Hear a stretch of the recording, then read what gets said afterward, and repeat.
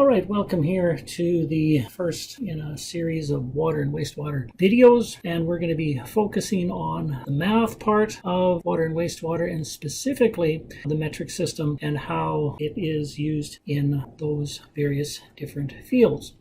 Just to get going, remember that the metric system is based on the 10 or 1,000 or million system, and it really is just moving the decimal place back and forth. So let's start off with units for volume. We're looking at either liters or cubic meters, and please remember there's 1,000 liters in a cubic meter.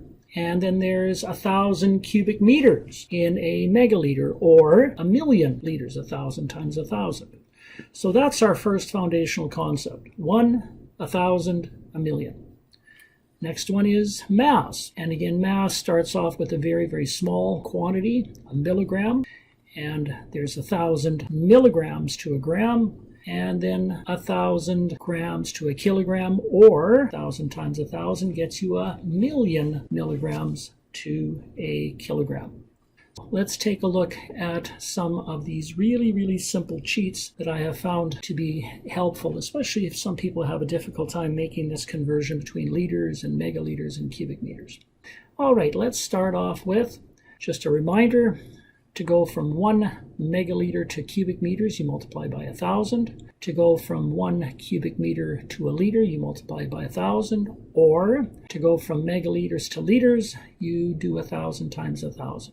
So that's our starting part.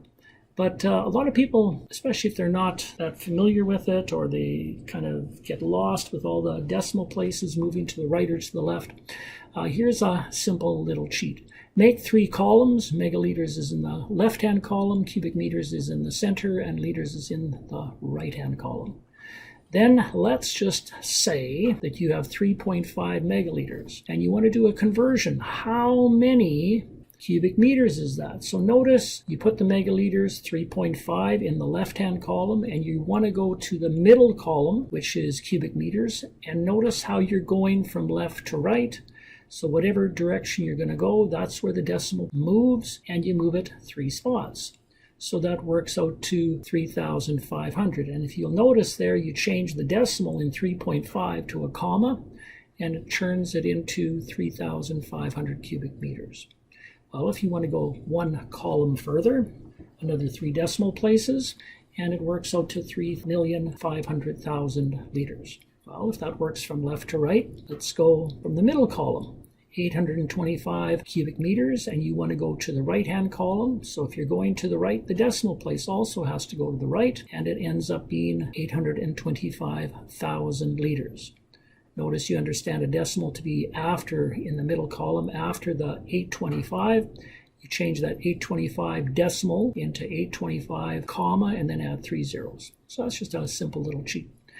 If you want to go to the left, you move the decimal to the left, and it turns into 0.825 megaliters.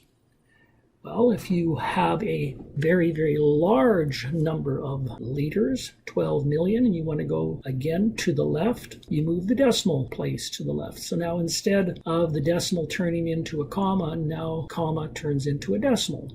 So it's 12,100. And if you want to go 1 column further, move the decimal place again 3 spots, and it becomes 12.1 megaliters. That's kind of like the foundational thing. You got to know in all of our subsequent math-related problems, when you're going from a liter to a megaliter, or to a cubic meter, or a gram to a kilogram to a milligram, you have to be able to do these basic conversions. So let's do a little bit of a cheat now. So 475 cubic meters, how many liters would that be? Well, move the decimal to the right, 3 spots, 475,000. Now, if you have 2,450,000 liters, now you're going 2 columns over, or 6 decimal places. That works out to be 2.45 megaliters. Or if you have 7.1 megaliters, and you just want to go 1 column over to the right, move the decimal 3 spots to the right, and you have 7,100 cubic meters. So let's see if you can do these without the columns. Now you have to visualize these. So you tell me, if you have 6.24 megaliters, how many cubic meters is that? Remember, we're in the left-hand column, you're going to the middle, to the right, so that would be 6,240 cubic meters. 475 cubic meters, you're in the center column, and megaliters is to the left, so you move the decimal place to the left, and that works out to be 0.475. Now, I've walked you through the first two. Let's see how you can do with the next two. 1,370,000 liters equals 1.370 megaliters. 28.6 cubic meters is 28,600 liters. 5.13 megaliters equals, how many liters would that be? 5,130,000.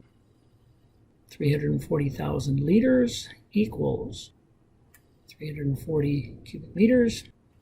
Now, if that works for volume, let's see what happens now for mass. 2.85 kilograms, you want to change that to grams, 2,850. And again, moving it to another column, move the decimal 3 more spots, 2,850,000 milligrams. So again, hopefully you're picking up on that concept of whichever column you're in, that's the direction that you want to go will determine what direction the decimal place goes. 713 grams, going to the left, 0.713 kilograms. Going to the right, 713,000 milligrams. 16,400,000 milligrams. If you go one column over to the left, that's 3 decimal places, 16,400 grams. Go another 3 columns, or another 3 decimal places, that's 16.4 kilograms. So let's see what you can do here. 112 grams, how many milligrams will that be? 112,000.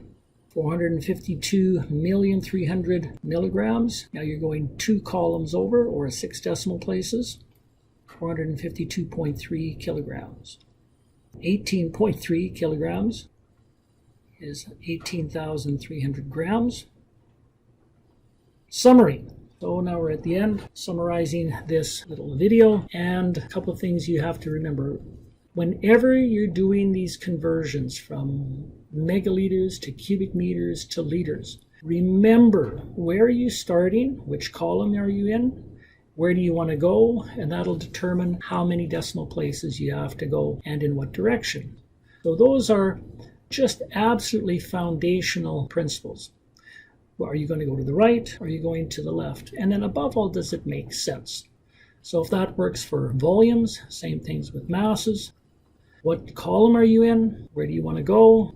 And that'll tell you what direction and how many decimal places you're going to be moving to the right, to the left, and then how far. I hope this video has worked out for you as a good starting point for your journey into the metric system and how it applies to the water and into the wastewater industry. Take a look at some of the other videos that are in this channel. Good luck with you in your upcoming water and wastewater challenges.